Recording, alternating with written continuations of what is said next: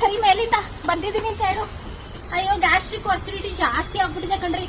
ಆಚೆ ಕಡೆದು ಒಂದು ತಿನ್ನಲ್ಲ ನಾನು, ಅಂದ್ರೂ ಗ್ಯಾಸ್ ಮೈ ಕೈಯೆಲ್ಲ ಇಟ್ಕೊಳತ್ತೆ.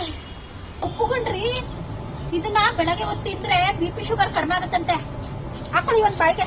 ಹಾ ನೋಡಿ, ನಾನಂತೂ ಮನೇಲಿ 1 ನಿಮಿಷ ಸುಮ್ಮನೆ ಕುತ್ಕೊಳ್ಳಲ್ಲ ನೋಡಿ, ಹಂಗೆ ಟಿವಿ ನೋಡ್ಕೊಂಡೆ ವಾಕಿಂಗ್ ಮಾಡ್ತೀನಿ. ಈ ವಯಸ್ಸಲ್ಲಿ ವಾಕಿಂಗ್ ಮಾಡ್ಲೇಬೇಕು.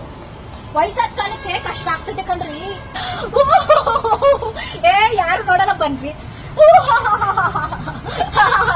ಶೆಟ್ಟೆ ಸಾಕಾಯ್ತು ಕಣ್ರಿ. ಅಲ್ಲಿ ಕುತ್ಕೊಂಡು ಎಕ್ಸರ್ಸೈಸ್ ಮಾಡೋಣ ಬನ್ರಿ. ಹಲೋ, ನೀ ನನ್ನ ಹತ್ರ ಇದೆ ಕಣವ.